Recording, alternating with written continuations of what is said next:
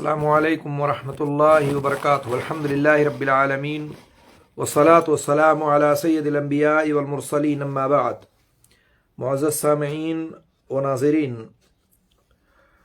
صحیح بخاری اور صحیح مسلم کی ایک روایت آج کے اس مختصر سے درس میں پیش خدمت ہے، جس حدیث میں یہ بتلایا گیا ہے کہ انسان کی پیدائش کے ادوار کیسے ہیں، اور اس حدیث میں کچھ امور غیبیہ کے متعلق سے بات کی گئی ہے جو کہ نبی کریم صلی اللہ علیہ وسلم کی نبوت کی بہت بڑی دلیل ہے۔ آئیے اس حدیث کو ہم دیکھتے ہیں۔ حضرت عبداللہ بن مسعود رضی اللہ تعالیٰ عنہ راوی ہیں، کہتے ہیں قال حدثنا رسول اللہ صلی اللہ علیہ وسلم وهو الصادق المصدوق ان احدکم یجمع خلقه في بطن امه 40 يوما ثم يكون في ذلك علقة مثل ذلك ثم يكون في ذلك مزغة مثل ذلك ثم يرسل إليه الملك فينفخ فيه الروح ويؤمر ب4 كلمات بكلمات بكتب رزقه وأجله وعمله وشقي وسعيد فوالذي لا إله غيره إن أحدكم ليعمل بعمل أهل الجنة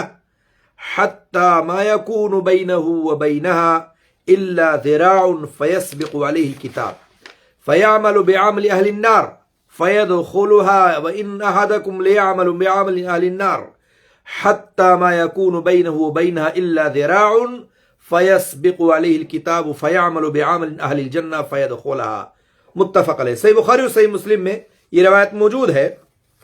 اس کے راوی عبداللہ بن مسعود رضی اللہ تعالیٰ عنہ ہیں۔ عبداللہ بن مسعود رضی اللہ تعالیٰ عنہ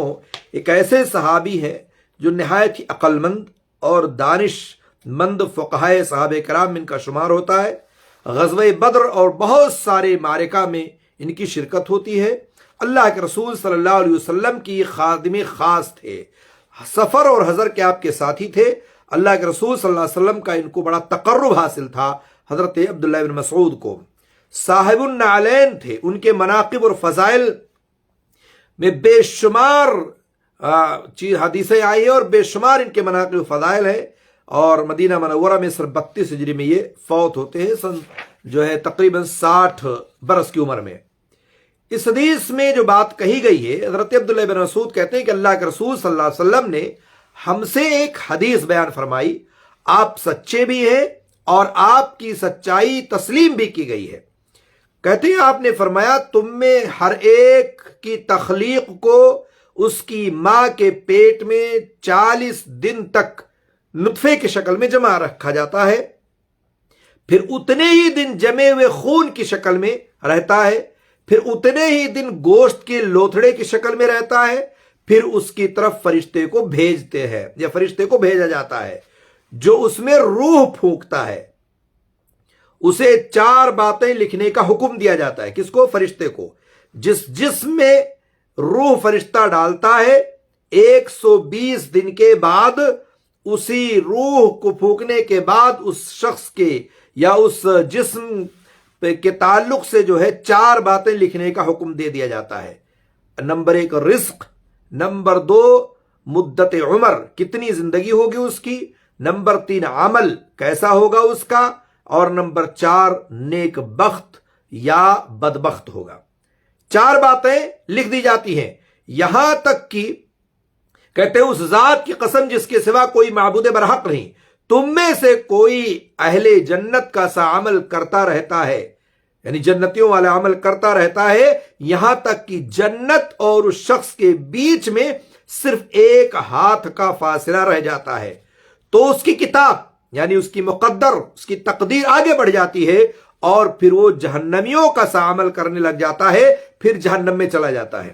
یعنی جنت کے بہت قریب چلے جانے کے باوجود، قریب ہو جاتا ہے بالکل، لیکن آخر میں اس کی مقدر غالب ہوتی ہے، اس کی تقدیر غالب آ جاتی ہے، اور ایسا عمل کرنے لگتا ہے جو جہنمیوں کا سا ہوتا ہے اور جہنم میں چلا جاتا ہے۔ کہتے ہیں کہ پھر اس کے بعد جہنم میں چلا جاتا ہے، یہاں تک کہ اس کے جہنم ایک شخص ایسا بھی ہوتا ہے جو جہنمیوں سے عمل کرتا ہے اور یہاں تک کہ اس کے اور جہنم کے درمیان میں صرف ایک ہاتھ کا فاصلہ رہ جاتا ہے. پھر اس کی کتاب، اس کی مقدر، اس کی قسمت آگے بڑھ جاتی ہے، اور وہ جہنمیوں سے قریب ہونے کے باوجود وہ جنتیوں والا ایک ایسا عمل کرنے لگتا ہے کہ وہ جنت میں داخل ہو جاتا ہے. معلوم یہ ہوا کہ اس حدیث میں کئی ایک چیزوں کی طرف اشارہ کیا گیا ہے. ایک تو ہمیں ادوار بتلائے گئے ہیں کہ کیسے کیسے ماں کے پیٹ میں اللہ رب العالمین بچے کو رکھتا ہے، پھر روح ڈالی جاتی ہے، پھر اس کے بعد اس کے بارے میں 4 باتیں لکھ دی جاتی ہیں، پھر اس کے بعد جو ہے جنت اور جہنم میں جانے والے کے تعلق سے اللہ رب العالمین نے یہاں بتایا ہے، جس میں تقدیر کا بھی بہت بڑا دخل ہے. اس طرح سے باتیں بتائی گئی ہیں. تو یہ معلوم ہونا چاہیے حدیث بہت ہی عظیم الشان ہے، جس میں انسان کی پیدائش کے ادوار بتلائے گئے ہیں، اور بہت ساری باتیں امور غیبیہ سے ہے. نبی کریم صلی اللہ علیہ وسلم کی نبوت کی بہت بڑی دلیل ہے اس حدیث. نمبر 2، یہ بات معلوم ہونا چاہیے کہ ماں کے پیٹ میں بچے کی تخلیق کی جو مراحل ہیں وہ کیسے کیسے گزرتی ہے. 40 دن نطفے کی شکل میں، پانی کی شکل میں بالکل رہتا ہے بچہ ماں کے پیٹ میں، پھر 40 دن خون کے لوتھڑے کی شکل میں ہو جاتا ہے، پھر 40 دن گوشت کے اور بوٹی کی شکل میں ہو جاتا ہے. یعنی ٹوٹل 120 دن جب اس بندے پر یا اس بچے پر گزرتی ہے، مکمل ہو جاتی ہے، تب جا کر کے اس پر روح پھونکی جاتی ہے، یعنی اس میں روح ڈالی جاتی ہے 120 دن کے بعد. دوسری بات یہ بھی جان لیں کہ بچے کی تخلیق کا ان مراحل سے گزرنا 120 دن جو ہے، اس طرح سے یعنی 4 مہینے کا گزرنا، اللہ رب العالمین کی حکمت ہے. کہ ایسا نہیں کہ اللہ تعالیٰ نے بیک وقت ایک بچے کو ماں کے پیٹ میں بڑا کر دیا اور 9 مہینے کا کر دیا، اور یا اسی طرح سے 9 مہینہ مکمل طور سے وہ اسی شکل و صورت ہی میں رہا جس شکل و صورت میں وہ پیدا ہو رہا ہے. نہیں، اللہ تعالیٰ نے ایک مرحلہ رکھا ہے کہ کیسے کیسے مراحل گزریں گے، اور اس کے بعد کیسے کیسے دھیرے دھیرے دھیرے دھیرے آگے چل کر کے وہ بچہ 9 مہینے کی مدت جب پوری کرتا ہے، 8 مہینے کی مدت جب پوری کرتا ہے، یعنی پیدا ہوتے وقت کے تک جو ہے وہ کیسے مکمل انسان کی شکل میں اللہ رب العالمین اس کو کر دیتا ہے. یہ اللہ رب العالمین کی حکمت ہے جو اللہ رب العالمین ہی بہتر سمجھتا ہے. دوسری بات یہ کہ تقدیر کی بات کہی گئی ہے. تقدیر پر ایمان لانا ایمان کے 6 ارکانوں میں سے ایک رکن ہے. اگر کوئی بندہ اس سے انکار کر دیتا ہے تو پھر وہ جان لیجئے کہ مسلمان ہی نہیں ہے. پیٹ کے بچہ کی تقدیر لکھنے کے لیے اللہ کی جانب سے ایک فرشتہ مقرر ہے. ماں کے پیٹ میں جیسے ہی بچے کو چاہے 120 دن یعنی 4 مہینے گزرتے ہیں، ایک فرشتہ مقرر ہے جو پہنچتا ہے اور اس کے بعد اس کی تقدیر کو لکھ دیتا ہے کہ وہ کیا کھائے گا، کیا کمائے گا، کیسے رہے گا، کیا عمل کرے گا، نیک بخت ہوگا، بدبخت ہوگا. ساری چیزیں اللہ رب العالمین نے جو بتایا، یعنی اس حدیث میں جو ذکر ہے، 4 چیزوں کو فرشتہ جا کے لکھ دیتا ہے. ایک بات اور یہ سمجھ لیں کہ انسان کی کمزوری اور شروع میں تخلیق کیفیت کا ثبوت ہے. انسان واقعی بہت کمزور ہے، چاہے جتنا پیدا ہونے کے بعد، جوانی آنے کے بعد، اور چاہے جس قدر وہ جو ہے اپنے آپ کو مضبوط سمجھے اور مغرور سمجھے، لیکن یہ جان لے کہ اس کی پیدائش کے ادوار بھی، اور پیدا ہونے کے بعد بھی، اور مرنے کے بعد بھی جو اس کی کیفیت ہے وہ بہت ہی کمزور ہے. اور وہ اس لائق نہیں ہے کہ وہ گھمنڈ و تکبر دکھائے، اس لائق انسان نہیں ہے کہ وہ اپنے آپ میں اکڑ کر چلے، اس لائق نہیں ہے کہ وہ اللہ رب العالمین سے بغاوت کرے. یہ جان لیجئے کہ انسان کی پیدائش سے ہی کمزوری ہے. پھر جوانی، پھر بڑھاپے کے جو مراحل معلوم ہوتے ہیں وہ بھی جان لیجئے کہ اللہ نے کہا وَمِنْكُمْ مَن يُرَدُّ إِلَىٰ أَرْذَلِ الْعُمَرِ، یعنی ایک وقت ایسا آئے گا کہ شروع ایام میں جس طرح سے وہ کمزور تھا، پیدائش سے لے کر کے اور پھر جوانی تک دیکھیں کہ وہ مرحلے آتے ہیں، پھر جب بوڑھا ہو جاتا ہے تو پھر وہی شکل ہو جاتی ہے کہ کس قدر بندہ کمزور ہوتا ہے اور کس قدر وہ جو ہے بڑھاپے میں جا کر کے بالکل ویسے ہی ہو جاتا ہے جیسے ایک بچہ ہوتا ہے، جیسے ماں کے پیٹ میں ہوتا اور کچھ نہیں کر سکتا تھا اور بہت کمزور تھا، یا پیدا ہونے کے بعد کچھ نہیں کر سکتا تھا، ایسے بڑھاپے کی حالت میں ہوتا ہے. تو انسان کی کمزوری جو ہے یہ مسلم ہے، اس کو انسان کبھی بھلائے نہ. اور ان کمزوری والے مراحل میں چاہے وہ ماں کے پیٹ میں ہو یا پیدا ہونے کے بعد کے مرحلے ہو، یعنی انسان کی کمزوری کے جو مراحل ہیں یہ ہمیشہ یاد رہنا چاہیے کہ انسان پر اللہ کی رحمت اور عنایت ہے کہ اللہ تعالیٰ اس کو کیسے رکھتا ہے، کس قدر والدین کے دل میں محبت پیدا کر دیتا ہے، کس قدر اس کو ہر قسم کی مصیبتوں، پریشانیوں، تکلیفوں سے جو ہے والدین اس کے بچاؤ کرتے ہیں، اس کی حفاظت کرتے ہیں۔ اور اسی طرح سے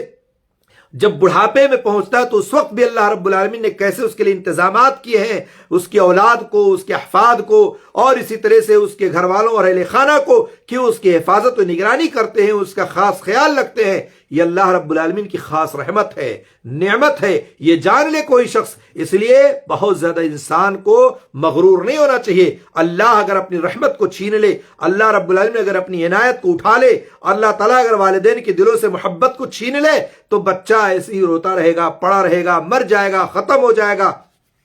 دنیا میں وہ جس قدر دھیرے دھیرے بڑھ کر کے اور ایک نوجوان بنتا ہے اور ایک طرح سے طاقتور بنتا ہے، وہ اللہ رب العالمین کی خاص رحمت اور عنایت ہوتی ہے۔ اسی طرح سے یہ بھی جان لیں، یہاں پر خاص طور سے ماں کی عظمت کا بھی ذکر ہے کہ کس طرح سے ان تمام مراحل میں ماں اپنے بچے کو غذا دیتی ہے، چاہے ماں کے پیٹ میں بچہ ہو اس وقت یا پیدا ہونے کے بعد اس وقت۔ یعنی تصور کریں، ماں کے پیٹ میں بچے کو غذا ملتی ہے، ماں اپنے خون سے بچے کو تقویت پہنچاتی ہے، قوت پہنچاتی ہے اور اس کی ہڈیوں کو مضبوط کرتی ہے۔ پیدا ہونے کے بعد بھی ماں اپنے دودھ کو پلاتی ہے، اپنے خون سے بنے ہوئے دودھ کو ماں کو بچے کو پلاتی ہے اور اس کو تقویت پہنچاتی ہے اور اس کی ہڈیوں کو مضبوط کرتی ہے۔ تو ماں کی عظمت کا تذکرہ یہاں بھی جان لیجئے کہ ماں بہت عظیم ہوتی ہے۔ ایک بچے کو 9 مہینے تک، 8 مہینے تک، پیدائش تک اس طرح سے اپنے پیٹ میں رکھ کر کے رہتی ہے اور تکلیفوں کو برداشت کرتی ہے۔ اس کے بعد پیدا ہونے کے بعد بھی کس قدر ایک ماں تکلیف اٹھاتی ہے، کس قدر بچے کو پالتی ہے اور پوستی ہے اور تکلیفوں کو رات و دن میں برداشت کرتی ہے، اس کے تمام تر مسائل کو حل کرتی ہے۔ یہ ایک ماں کو سلام، ماں ہی کی عظمت ہے۔ اور اللہ تعالیٰ نے اسی لیے اللہ کے رسول صلی اللہ علیہ وسلم نے دیکھیں بہت سارے حدیثیں وارد ہیں کہ ماں کے تعلق سے، کہ ایک صحابی آئے اور کہتے ہیں اللہ کے رسول سب سے زیادہ حسن سلوک کا حقدار کون ہے؟ اللہ کے رسول نے کہا تیری ماں۔ پھر پوچھا، کہا تیری ماں، پھر پوچھا، کہا تیری ماں۔ چوتھی بار صحابی نے کہا تو اللہ کے رسول نے کہا تیرا باپ۔ یعنی 3 درجہ بلند ہے باپ سے ماں کا۔ اور اسی طرح سے جو ہے اللہ کے رسول نے کہا ماں کے قدموں کے نیچے جنت ہے، یعنی ان کی خدمت کرو، ان کے ساتھ حسن سلوک کرو، ان کے ساتھ معاملہ اچھا کرو اور جنت کو حاصل کر لو۔ باپ کے بھی تعلق سے اللہ کے رسول نے فرمایا ہے کہ الوالد اوسط ابواب الجنہ، کہ باپ جو جنت کے بیچ دروازوں میں سے ایک دروازہ ہے، چاہو تو اس کی خدمت کر کے، اس کے ساتھ حسن سلوک کر کے اپنے اس دروازے کو محفوظ کر لو، اور چاہو تو اس کے خدمت نہ کر کے، اس کی نافرمانی کر کے اس دروازے کو ضائع کر لو، برباد کر لو اور اس دروازے کو بند کر لو۔ تو بہرحال ماں اور باپ کی جو عظمت ہے وہ ایک مسلم حقیقت ہے، اس تعلق سے آپ نے بارہا سنا ہوگا۔ تو اس طرح سے ہمیں یہ معلوم ہونا چاہیے۔ اسی طرح سے اللہ کی عظمت انسان کی تخلیق سے معلوم ہو جاتی ہے کہ کیسے اللہ رب العالمین پانی کے قطرے سے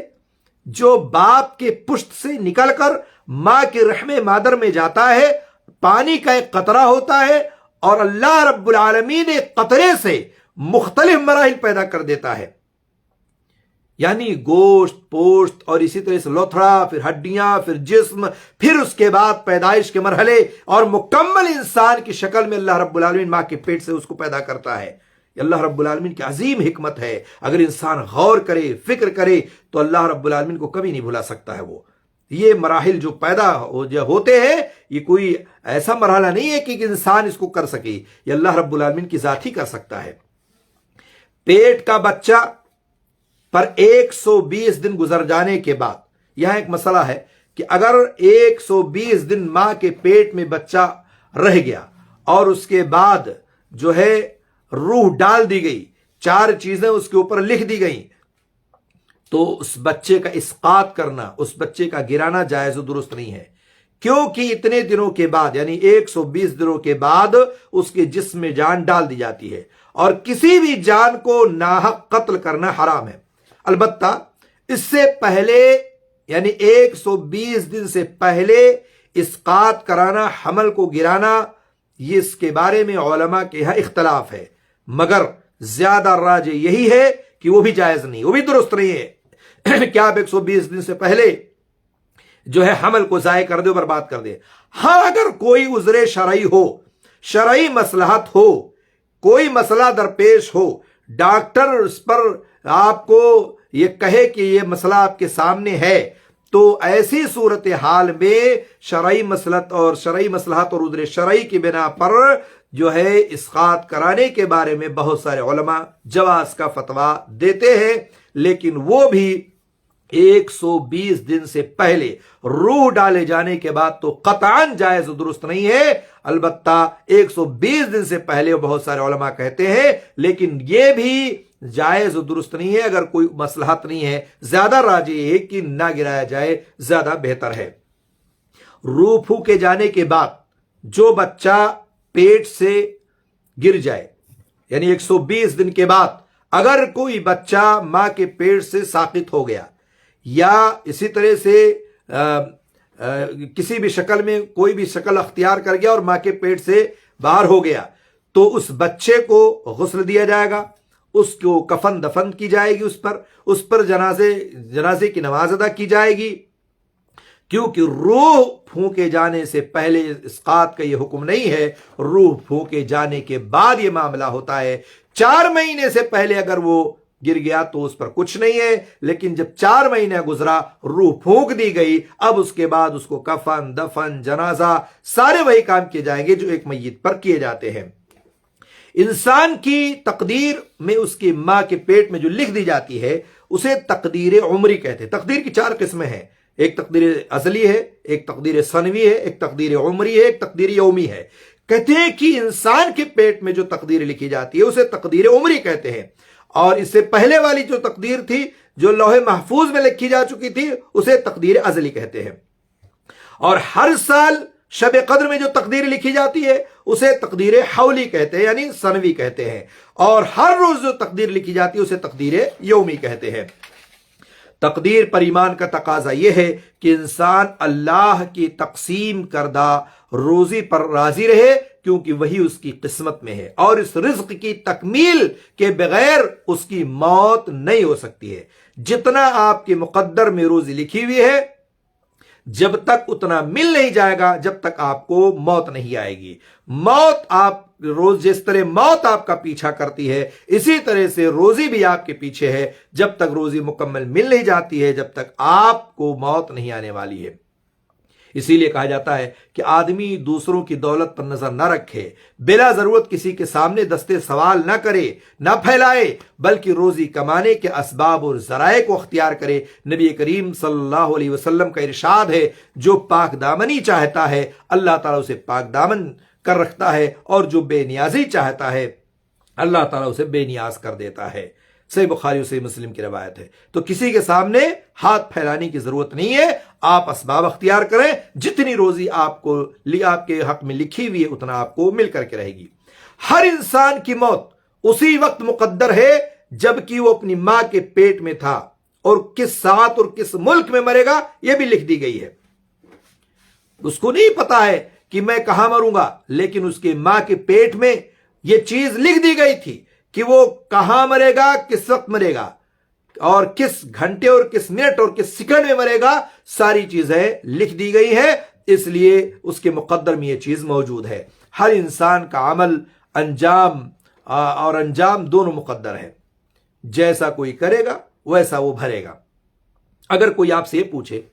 کہ جب مقدر ہماری بات یعنی ہم اچھا کریں گے یا برا کریں گے اور ماں کے پیٹ میں لکھ دی گئی ہے تو پھر عمل کرنے کی کیا ضرورت ہے، جو لکھا وہ ہم کریں گے؟ تو اس کا جواب یہ ہے، یہی سوال صحابہ کرام نے نبی کریم صلی اللہ علیہ وسلم سے پوچھا تھا، تو آپ نے اس کا جواب دیتے ہوئے ارشاد فرمایا تھا کہا تھا آپ نے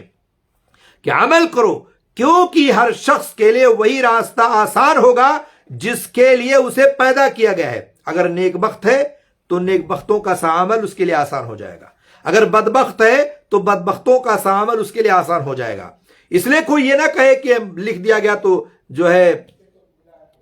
ہم کیسے کریں یا اس طرح سے کیسے عمل کریں، یا ماں کے پیٹ میں لکھا گیا ہے تو ہم جو ہے ہم تو وہی کریں گے جو لکھا گیا ہے. نہیں، آپ عمل کریں اور جو عمل آپ کے حق میں لکھا گیا ہے وہ عمل آپ کے لیے آسان کر دیا جائے گا. اگر آپ اپنے دل میں اللہ کی اطاعت و فرمانبرداری کی رغبت پا رہے ہیں تو یہ بہت اچھی بات ہے. آپ کا دل اگر اللہ کی طرف، رسول کی طرف، دین کی طرف، ایمان و اسلام کی طرف، نیک کاموں کی طرف، اچھے کاموں کی طرف مطمئن ہے، رغبت کر رہے ہیں، آپ رکھ رہے ہیں اور اس طرف بڑھ رہے ہیں تو یہ بہت خوش آئند بات ہے. اور اگر اس کے برخلاف کوئی اور حالت ہے کہ آپ سوچیں یار چھوڑو نماز کون پڑھنے جائے، ارے چھوڑو روزہ کون رکھ جائے، یا دیکھتے ہیں کہ کیا ہوگا، یا دیکھیں گے بعد میں کیا ہوتا ہے کیا نہیں ہوتا، کس کو کیا پتا، مرنے کے بعد کس نے کس کو کیا دیکھا ہے، اور اس طرح سے معصیت و نافرمانی مبتلا ہے، غلط کاموں مبتلا ہے، برائی ملوث ہے، تو پھر جتنی جلدی ہو سکے وہ اپنے دل کا علاج کرے، اپنی اصلاح کرے، کیونکہ وہ بدبختی اس کے پیچھے پیچھے چل رہی ہے اور اس کے لیے وہ راستہ آسان کیا جا رہا ہے. اس لیے جتنی جلدی ہو سکے اپنی اصلاح کر لے اور اپنے دل کا علاج کر لے. تو اگر دل آپ کا اچھے کاموں کی طرف رغبت رکھتا ہے تو یہ خوش آئند بات ہے، اچھی بات ہے. اگر برائی کی طرف رغبت رکھتا ہے تو جتنی جلدی ہو سکے اصلاح کرے اور توبہ کرے اور اللہ کی طرف رجوع کرے. حدیث میں کہا گیا کہ قسم کھانے کی بات کہی گئی کہ قسم کا مطالبہ، یہ بھی جان لیں کہ قسم کا مطالبہ کیے بغیر قسم کھانا جائز و درست نہیں ہے کہ آپ بلا وجہ کوئی آپ سے مطالبہ نہیں کہ آپ قسم کھاتے پھریں اور قسم کھا کے بیٹھے رہیں. حدیث میں اس بات پر قسم کھائی گئی ہے جو ایک غیبی چیز تھی، اس لیے قسم کے ذریعے سے اس کی تاکید کی گئی ہے. اس لیے اگر آپ سے کوئی مطالبہ کرے قسم کھانے کا تب کھائیں، ورنہ بغیر مطالبہ کے نہ کھائیں. دوسری بات یہ کہ مطالبہ ہو یا نہ ہو، قسم جب بھی کھائیں آپ تو صرف اللہ کی کھائیں، کسی اور کی، غیر اللہ کی قسمیں نہ کھائیں. جیسے ہمارے معاشرے میں جو ہے ماں کی قسم، سر کی قسم، باپ کی قسم، روزی کی قسم، یعنی کہ اولاد کی قسم، مختلف قسمیں لوگ کھاتے ہیں. یہ سب شرکیہ ہے، شرک اصغر میں آتا ہے. اور اللہ کے رسول نے فرمایا من حلف لغیر اللہ فقد کفر واشرک، جس نے اللہ کو چھوڑ کے غیر اللہ کی قسم کھائی اس نے کفر کیا اور شرک کیا. اس لیے جب بھی قسم کھائیں تو صرف اللہ کی قسم کھائیں، غیر اللہ کی قسم نہ کھائیں. حدیث سے یہ بھی ظاہر معلوم ہوتا ہے کہ بسا اوقات انسان نیک عمل کرنے کے باوجود موت سے پہلے توفیق سے محروم ہو جاتا ہے اور جہنم رسید ہو جاتا ہے. لیکن صحیحین میں یعنی بخاری مسلم ایک دوسری حدیث ہے جو اس کی وضاحت کرتی ہے. کہتے ہیں اس میں یہ ہے کہ انسان لوگوں کو دیکھنے میں جنتیوں کا سا عمل کرتا ہے. آپ دیکھیں نا بڑے بڑے لوگ، جبہ اور قبہ اور دستار والے، بڑے بڑے نیک لوگ، بڑے بڑے پرہیزگار لوگ، اور تسبیحات گھماتے ہوئے اور چہرہ مہرہ، رنگ ڈھنگ اور چلنا پھرنا، ان کی تمام اعمال آپ لگ رہے کہ یار آدمی بڑا نیک ہے اور جنتیوں کا عمل کر رہا ہے اور یہ بہت اچھا آدمی ہے، حالانکہ وہ جہنمی ہوتا ہے. آدمی کو دیکھنے میں ہمیں غلطی ہو سکتی ہے لیکن اللہ رب العالمین اس کے حالات کو سمجھتا ہے، اس کی مقدر میں جو چیز لکھی وہ دیکھ رہے ہیں، اور اسی طرح سے اللہ رب العالمین ساری چیزوں کو سمجھ رہا ہوتا ہے. آدمی کے یعنی دیکھنے پر اس کو نہیں تولا جا سکتا ہے چونکہ اس کے مقدر میں کچھ اور لکھی ہوئی ہے. ظاہر بات ہے ممکن ہے کہ وہ سارے کام اعمال جو کر رہا ہے ہمیں تو لگ رہا ہے کہ بڑا اچھا کر رہا ہے، لیکن ممکن ہے کہ اس میں ریاکاری شامل ہو، ممکن ہے کہ وہ لوگوں کو دکھلانے کے لیے کر رہا ہو، ممکن ہے کہ وہ عمل قرآن و سنت کے خلاف ہو، ممکن ہے کہ وہ عمل ایسا کر رہا ہے جو بالکل معصیت و نافرمانی سے ہو، یا اسی طرح سے ظاہری طور پر کچھ نظر آتا ہو، باطنی طور پر اس کے حالات کچھ اور ہو، ہمارے سامنے، لوگوں کے سامنے، دنیا کے سامنے کچھ اور کر رہا ہو، لیکن اکیلے اور تنہائی میں جا کر کے معاملہ اس کا کچھ اور ہو. تو اللہ رب العالمین ہی بہتر سمجھ سکتا ہے اور اس کے مقدر میں جو چیز لکھی ہے وہ آپ کے سامنے ہوتا ہے. تو کوئی یہ نہ کہے کہ فیصلہ کر دے کہ فلاں آدمی جو ہے جنتیوں کا سا عمل کر رہا ہے اس لیے ہم اس کو جہنمی نہیں کہہ سکتے. ممکن اس کے مقدر میں تھا اور اس طرح سے وہ جنتیوں کا سا عمل کرتے کرتے کرتے جنت کے قریب پہنچ گیا، لیکن پھر آخر میں توفیق سے محروم ہو گیا، آخر میں وہ ایسا عمل کرنے لگا جو جہنم میں جانے کا سلسلہ بن گیا اور جہنم میں جانے کا واسطہ ہو گیا. اور اسی طرح سے بہت سارے لوگوں کو آپ نے دیکھا ہوگا کہ جہنمیوں کا سا عمل کرتا ہے ایک آدمی، بڑی معصیت ہے، نافرمانی ہے، نماز روزہ زکوٰۃ حج عمرہ کچھ نہیں کرتا ہے وہ، اور اس طرح سے بڑی معصیت و نافرمانی کرتا ہے، حالانکہ وہ جنتی ہوتا ہے لوگوں کے دیکھنے میں. چونکہ آخری میں مرحلے میں جاتا ہے جب وہ، اور تو وہ اپنی حالات کو بدل لیتا ہے، اللہ تعالیٰ اس کو توفیق دے دیتا ہے، نماز پڑھنے لگتا ہے، روزہ رکھنے لگتا ہے، حج عمرہ کرنے لگتا ہے، آخری مرحلے میں جا کر کے اس کے حالات بدل جاتے ہیں، کیفیت بدل جاتی ہے، اللہ تعالیٰ اس کے دلوں کو صاف پاک و صاف کر دیتا ہے، اللہ تعالیٰ اس کو ہدایت دے دیتا ہے، اور اس طرح سے بہت ساری خرابیاں جو اس کی زندگی میں پائی جاتی تھیں، جو جہنمیوں سے عمل کر رہا تھا، آخر میں چل کر کے وہ سدھر جاتا ہے، توبہ کر لیتا ہے، استغفار کر لیتا ہے، اور پھر وہ جنت میں داخل ہو جاتا ہے۔ تو یہاں اس بات کا اشارہ ملتا ہے کہ باطن کچھ اور تھا، اور اسی باطنی خفیہ خرابی کی بنا پر اس کا یہ برا انجام ہوا، یعنی معلوم ہوا کہ جو جنت میں جانا تھا جس کو، وہ جہنم میں چلا گیا، جس کو جہنم میں جانا تھا وہ جنت میں چلا گیا، اس کے مقدر میں یہی لکھا تھا، اللہ رب العالمین نے اس کو اس طرح سے آپ کے سامنے رکھا ہے۔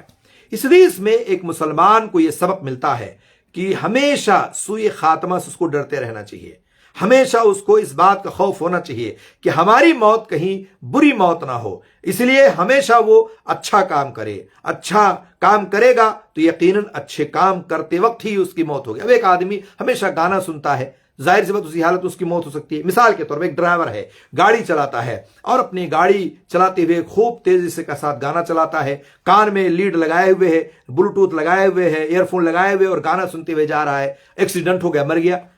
اسی طرح سے ایک آدمی ایسا بھی ہے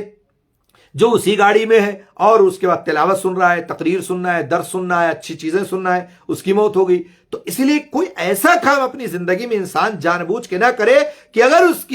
کی حالت، اس کی وفات ہو جائے اور موت ہو جائے تو لوگ یہ کہیں کہ اس کی بری موت ہوئی ہے، خراب موت ہوئی ہے۔ سوء خاتمہ سے ہمیشہ انسان کو ڈرتے رہنا چاہیے، ہمیشہ اپنے دل کو پاک اور صاف رکھنا چاہیے، پوشیدہ گناہوں سے اپنے آپ کو دور رکھے، اس کا نتیجہ بہت ہی بھیانک ہے اگر کوئی آدمی ایسی حرکتیں کرتا ہے۔ اللہ کے دین پر ثابت قدم رہنے کی ہمیشہ دعا کرتا رہے، اللہ سے توفیق طلب کرتا رہے،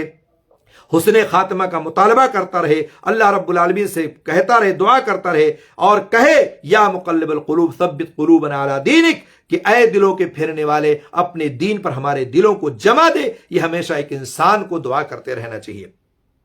اسی طرح سے ایک بات اور معلوم ہے کہ جس رب نے انسان کو مختلف مراحل سے گزارتے ہوئے دنیاوی زندگی عطا فرمائی، مرنے کے بعد بھی دوبارہ زندگی عطا کرنا اس کے لیے بہت آسان ہے۔ کوئی یہ نہ سوچے کہ ہم ایک بار دنیا میں آ گئے اور مر گئے تو اس کے بعد کوئی معاملہ نہیں ہوگا، یا اللہ تعالیٰ کیسے زندہ کرے گا، کیسے اٹھائے گا، کیسے کیا ہوگا، یہ امور غیبیہ ہے، آپ کو نہیں پتا۔ اللہ رب العالمین نے بے شمار مثالیں قرآن کریم میں اور احادیثوں میں دی ہے کہ ایک وقت ایسا آئے گا کہ اللہ رب العالمین دوبارہ انسان کو پیدا کرے گا، اور پیدا کرنے کے بعد سارے انسانوں کو اللہ کے سامنے حاضری ہونی ہے، اور حاضری کا وقت جو ہوگا وہ کبھی بھی کسی کو بھولنا نہیں چاہیے، فراموش نہیں کرنا چاہیے۔ اس کے ذہن میں، اس کے دماغ میں بات ہونی چاہیے کہ آج ہم دنیا میں جس طرح جی رہے ہیں، آج ہم دنیا میں جس طرح سے زندگی گزار رہے ہیں، عین ممکن ہے کہ ہماری غلطی ہو، کوتاہی ہو، ہم بہت سارے کام ایسے انجام دیتے ہیں جس کی وجہ سے ہمارا معاملہ بالکل خراب ہے، ہمارا معاملہ ایسا ہے کہ ہم معصیت و نافرمانی میں ڈوبے ہوئے ہیں، اور پوری زندگی ہماری دیکھیں اندھیرے میں ہے۔ لیکن کیوں ایسا ہوتا ہے؟ اس لیے کہ ہم رب کے سامنے حاضر ہونے کا جو ہے تصور اپنے دل سے نکال چکے ہیں۔ ہم یہ سوچتے ہی نہیں کہ ہمیں ایک دن رب کے سامنے جانا ہے، ہم سوچتے ہی نہیں ہے کہ اللہ کے سامنے حاضر ہونا ہے، حساب و کتاب دینا ہے، ہمیں سوچتے ہی نہیں ہے کہ ہم اپنی زندگی جو پوری ہماری گزر رہی ہے اس کا مکمل حساب ہوگا، اور اسی کے مطابق ہمیں جو اجر ملے گا، اور اسی کے مطابق جنت جہنم کا فیصلہ ہوگا۔ جب انسان کے ذہن و دماغ میں یہ بات ہوگی کہ ایک دن مرنا ہے، مرنے کے بعد رب کے سامنے حاضر ہونا ہے، اپنے تمام کاموں کا حساب دینا ہے، اور حساب کے مطابق ہی جنت جہنم کا فیصلہ ہونا ہے، تو پھر انسان معصیت سے، نافرمانی سے، غلط کاموں سے اپنے آپ کو بچا کے رکھے گا، محفوظ رہے گا۔ جب انسان سوچے گا ہی نہیں، ظاہر سی بات ہے، تو پھر کیا ضرورت ہے اس کو کرنے کی؟ اس لیے کہتا ہوں میں ہمیشہ انسان کو اپنی مستقبل کی فکر ہونی چاہیے، اور مستقبل اصل وہ ہے جو مرنے کے بعد کی زندگی آپ کی آگے آنے والی ہے، جہاں نہ موت ہے نہ کوئی اور چیز ہے۔ ہر انسان کو وہاں جانا ہے، اور وہاں ہمیشہ کی زندگی ہے۔ اس لیے دنیاوی زندگی سے زیادہ ترجیح ہمیں آخرت کی زندگی دینی چاہیے، آخرت کی زندگی کو دینی چاہیے۔ دنیا میں ہم کتنی زندگی رہیں گے؟ 60 سال، 70 سال، 80 سال، 100 سال، بہت جی لیے تو اتنا جی لیے، اور 70-80 سالہ زندگی کے لیے ہم کتنا مارا ماری کرتے ہیں، کتنی تیاری کرتے ہیں، کیا کیا نہ بنانے کی کوشش کرتے ہیں، لیکن جہاں ہمیشہ کی زندگی ہے، جہاں ہمیشہ رہنا ہے، جہاں موت آنی ہی نہیں ہے، اس زندگی کی ہمیں فکر ہی نہیں ہے، اس زندگی کے بارے میں ہم کچھ سوچتے ہی نہیں ہے، اس زندگی کے بارے میں ہم کچھ کرتے ہی نہیں ہے۔ اسی لیے کہا اللہ کے رسول صلی اللہ علیہ وسلم نے الدنیا مزرعۃ الآخرہ، دنیا آخرت کی کھیتی ہے، یہاں آپ جو بو گے وہاں وہ جا کر کے کاٹو گے، اور اس لیے ضروری ہے کہ ہم یہاں کھیتی کریں تاکہ ہم وہاں جا کر کے کاٹیں، رب کے سامنے پہنچ کر کے رسوائی نہ اٹھانا پڑے، رب کے سامنے پہنچ کر کے ہمیں جو ہے رسوا نہ ہونا پڑے، اس لیے یہاں رہ کر کے کچھ کر لیجئے۔ اور اسی طرح سے اس حدیث میں جو میں نے پڑھا آپ کے سامنے، اس راہ حق سے منحرف افراد کے لیے ایک ترغیب موجود ہے کہ وہ اپنی روش کی جلدی سے جلدی اصلاح کر لے، اللہ کی طرف پلٹ آئے، اللہ کا خوف کرے، گناہوں سے رک جائے، گناہوں کی کثرت کے باوجود اللہ سے امید نہ توڑے، اللہ تعالیٰ گناہوں کو معاف کرنے والا ہے۔ مایوس کبھی نہ ہو بلکہ اپنے رب سے اچھا گمان رکھیں، کیونکہ اللہ تعالیٰ اپنے بندے سے اس کے گمان کے مطابق معاملہ کرتا ہے۔ تو آپ کا معاملہ صاف ستھرا ہونا چاہیے، اللہ سے گمان رکھیں کہ اللہ تعالیٰ ہمارے گناہوں کو معاف کرنے والا ہے، اللہ تعالیٰ سے کبھی مایوس نہیں ہونا چاہیے۔ یہ ساری چیزیں نصیحتیں ہیں جو ایک چھوٹی سی حدیث میں، صحیح بخاری صحیح مسلم کی جو روایت میں نے پڑھی شروع میں، اس میں یہ ساری چیزیں بیان کی گئی ہیں۔ اللہ رب العالمین سے دعا ہے اللہ تعالیٰ ہم سب کو قرآن و سنت کا پابند بنائے،